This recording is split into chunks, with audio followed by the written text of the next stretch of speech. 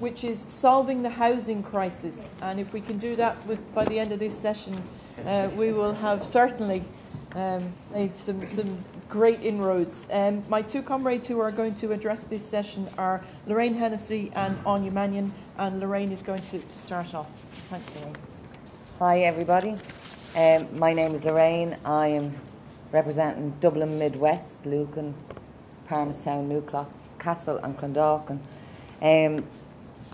Balgaddy, where I'm from at the moment, was, I suppose, back as far as the 70s to be developed like Blanchardstown and Tallaght with their town centres, second level education, housing, was the hub of transport, was between the M40 and M7. The motorways were being built up. That was the plan. The Clondalkin-Lucan partnership, or the Clondalkin-Lucan area, were to combine, and those areas would be as big, if not bigger, than Blanchardstown and Tallaght themselves.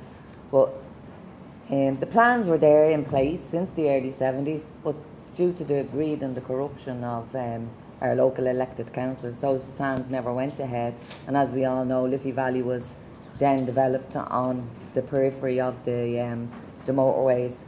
So where I live in Balgaddy hasn't really developed. Over the last 30 years, all the plans, all the promises, they were good, they sounded great. You know, the people in our area were going to see marked improvements. We're already disadvantaged with poor housing, lack of economic development, not really any opportunities for employment or education in our area. So these were the areas that were earmarked for contributors development funds to regenerate areas. There was lots of money coming from Europe. But we sat there, and 30 years later, it's still the same.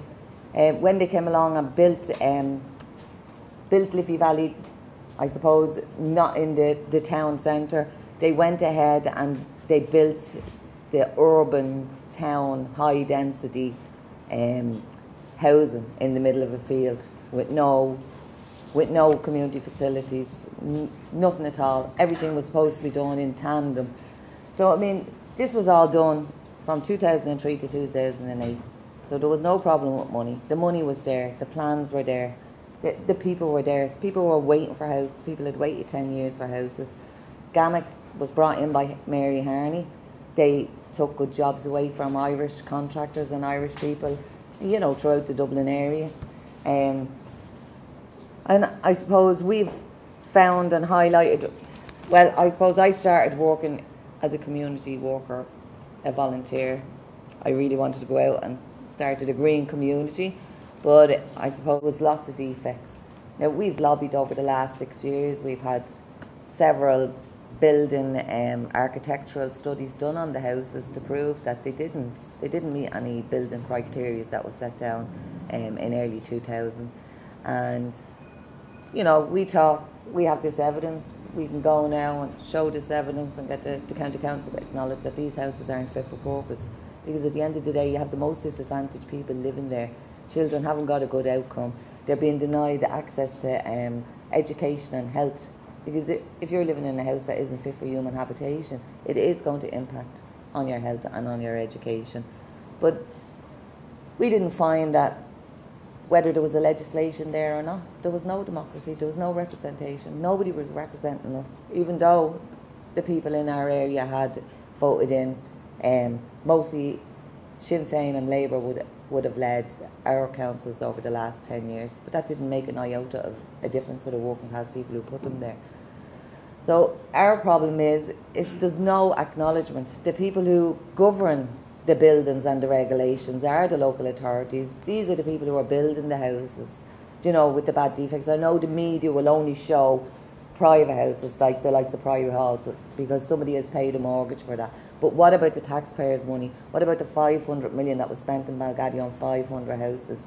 They were all supposed to be delivered with community facilities, education supports.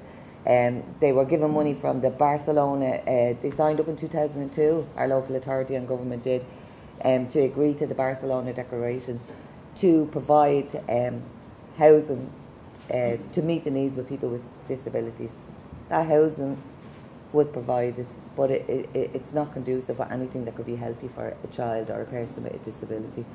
Now, we've found down the years that we've produced all the evidence, but there is a lack of accountability. There's a lack of responsibility in the county council. You know, they just refuse. We've produced, you can see the defects there for yourself. It's not tenant-led, although the official responses from the county council are saying it's the tenant's fault. It has to be your fault. We built good houses. And Dolphin's Barn, Fatima Mansions, Rialto, they've all had the same kind of problems.